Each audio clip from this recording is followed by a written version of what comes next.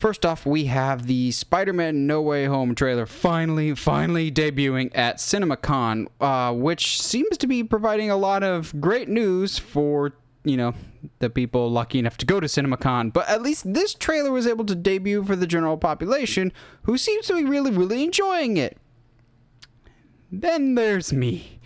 I don't hate this trailer, however, I don't love it like everyone else seems to. I have some concerns for the most part with this. I think it's a good trailer, but not a great one. Everyone seems to be really hung up on the details of like, wow, Doc Ock's back, Green Goblin's back, and that's cool. But tell me, Doc Ock doesn't look just a little bit wonky here? Like, I know Alfred Molina is older as an actor now. I know aging is a thing, and they use de-aging for this movie. It just looks a little weird and a little wonky to me. The Green Goblin, the Pumpkin Bomb, I got excited for that. That looks cool. This trailer did not alleviate any of the growing concerns that I've had for this movie. With each passing rumor or speculation that we've heard, I'm getting more and more worried that this is not going to be a Spider-Man movie. It'll be a Spider-Man movie in the sense of, if you've ever been in any Spider-Man project whatsoever, you could potentially be in this movie. But as a Peter Parker, Tom Holland Spider-Man movie, I think this will continue to fail the character. I was not a big fan of Far From Home. I didn't think it was bad, but Spider-Man Homecoming is still my favorite Spider-Man movie of all time, above Tobey Maguire Spider-Man 2, above Into the Spider-Verse. I think that one is my favorite Spider-Man of all time. So Far From Home, to me, was a big step down. And this continues to double down on almost this Spider-Man's really not good enough on his own. He needs some help, whether it's Doctor Strange, which logically it would make sense for him to go to Doctor Strange for the whole, like, I need help, wipe the world's memory, so to speak. Which, it's kind of weird that there's already people going, it's Mephisto disguised as Doctor Strange. Guys, I don't think Mephisto's ever going to be here, like, period. This Spider-Man seems, at this point in his career, he should be a lot more able to stand on his own and be an individual. Like, I would not be complaining so much about Spider-Man having a lack of identity if it was his first or second appearance. But now, this will be his third standalone movie and sixth appearance overall. And I'm just going, we are still kind of treating him like some kid that needs to be pampered and babied. Like, he's not acting like Peter Parker here. I appreciate, though, that in the trailer, when he's being interrogated by the cops or whatever, they're just like, you killed Mysterio. The drones killed Mysterio. The drones that you owned. I'm like, yes, thank you. You should never have had the drones to begin with. Because in what world should a kid have nuclear weapons capabilities? As he almost killed Brad. But then again, it's Brad. Brad kind of deserved it. But this trailer does not convince me that this is going to, like, finally get Peter out of the shadow of Iron Man or out of some other heroes. Like, it feels like Sony's kind of mandating, oh, he's got to have some watcher, some babysitter, whether it was Tony in the first one, whether it's even Happy in the second one, which I'll get to my Happy theory again in a bit here, or Doctor Strange in this one. Like, I think so many people are hung up on, oh yeah, all these returning characters, Toby's coming back, Andrew's coming back, Doc Ock, Green Goblin, which is all cool, but guys, it's not like it's unheard of for a Spider-Man movie to drop the ball when it comes time for the third movie to come along because they overstuff it. And that's my biggest concern with this. Is this movie already seems so ambitious, and it seems like there's going to be so much going on that I'm worried that, Spider-Man, the reason why it's called Spider-Man No Way Home, the biggest, like, main character in this,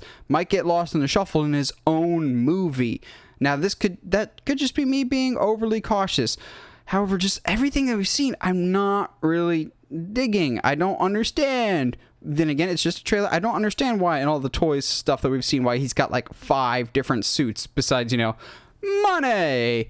But what's wrong with just classic blue and red? Like, come on. We're seeing him with the Iron Spider again, which seems like a massive step backward. Like he's using the Iron Spider when he's facing off against Doc Ock, unless that's really good trick editing, which some people have already suggested that in that final shot of the trailer when Doc Ock's like, "Hello, Peter," he's actually talking to Toby, which I can see that. It wouldn't be the first time that Marvel has used tricky editing to disguise some story elements.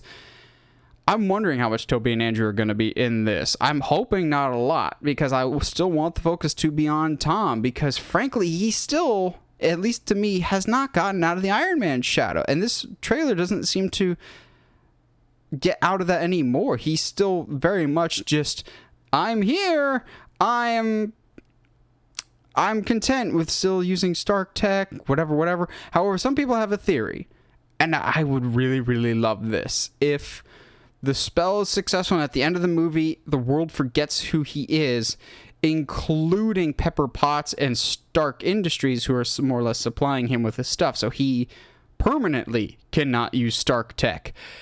Please, please, please let that happen. What is so wrong with him just making his own stuff? And I know I harp on that issue a lot, but it's so important to the character. He has not had money troubles. He hasn't had to scrounge and make his own stuff.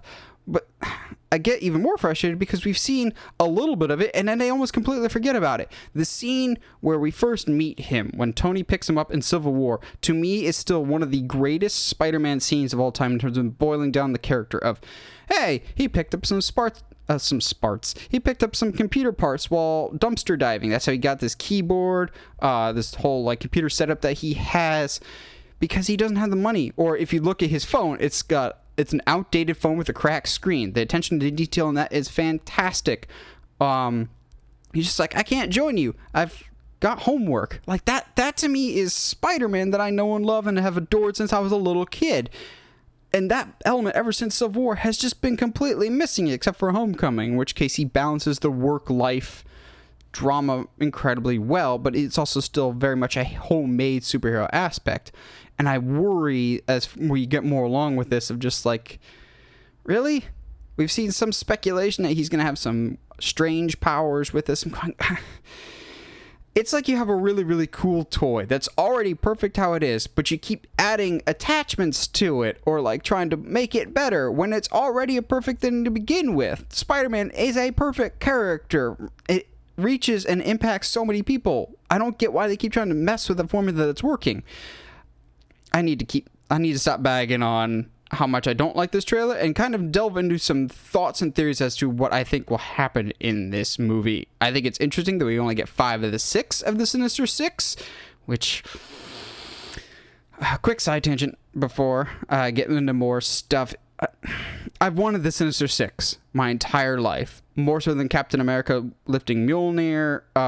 Almost as bad as I want a Nightwing movie. I've wanted a Sinister Six appearance at some point, but I've wanted Sinister Six versus Spider-Man, not Sinister Six versus Spider-Men. I think a multiverse movie would be fantastic with Toby fighting alongside Andrew and Tom Holland, but I don't want the 3 of them to fight the Sinister Six from each of their respective universes. Now, maybe I'm the only one that thinks that, but I thought, to me, when I was reading Sinister Six, Spider-Man versus Sinister Six stories growing up, the cool thing about that is it's like an anti-Justice League. Instead of 6 or 7 heroes joining together to defeat one villain, it's 6 or 7 villains to defeat one hero. It makes the victory all that much better when Spider-Man's able to defeat them. It's not like when he's fighting Doc Ock, he's like, okay, I can't fight you inside because of your tentacles. You've got the claustrophobic advantage, so I have to fight you in the open air. But if I fight you in the open air, then I'm susceptible to Vulture and these other villains. Like, he has to think analytically of how to beat these guys, and I've always appreciated that. That's why I love the Sinister Six of,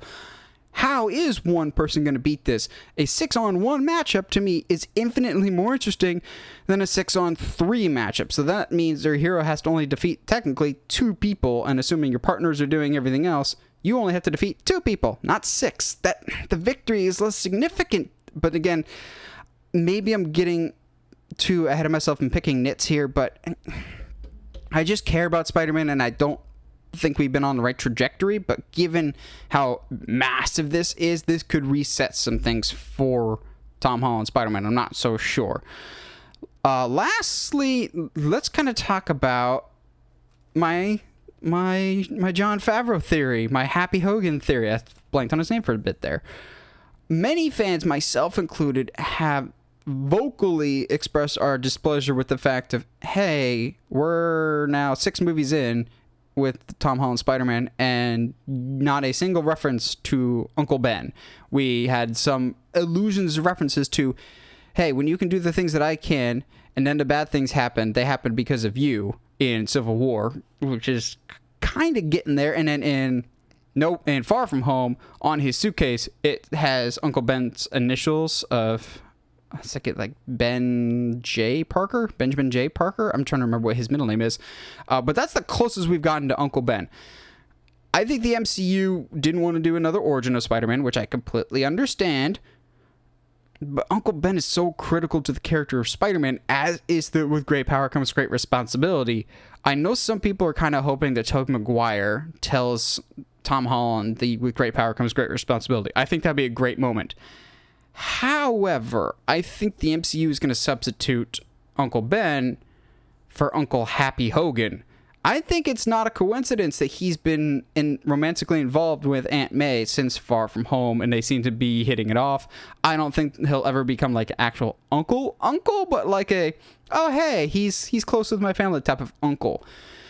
To the point of, I think, and I've thought for a while, and this trailer kind of further makes me think, Happy Hogan is going to die here.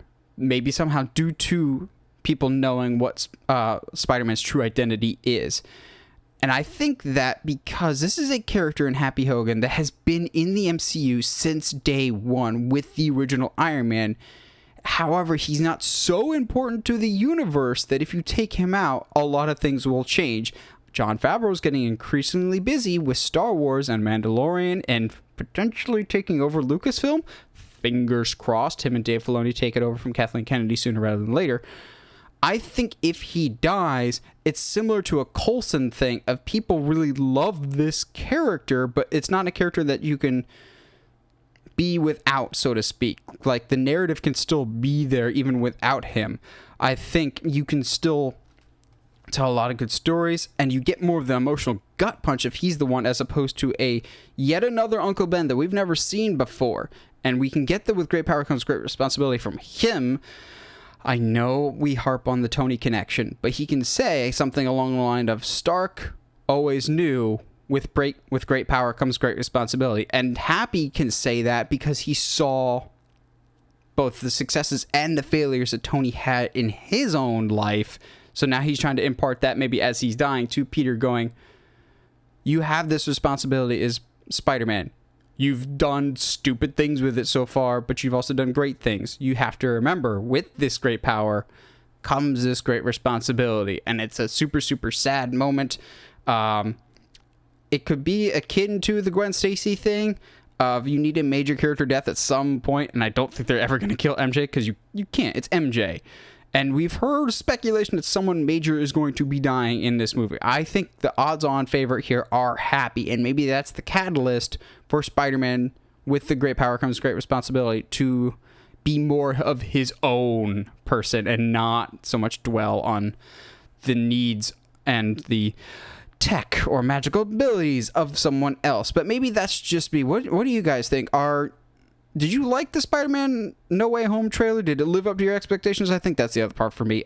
We waited so long, and I think the trailer was just fine. But in this world, just fine means you hated it. I didn't hate this trailer. There's a lot that I liked. There's just a lot more that gave me pause for concern.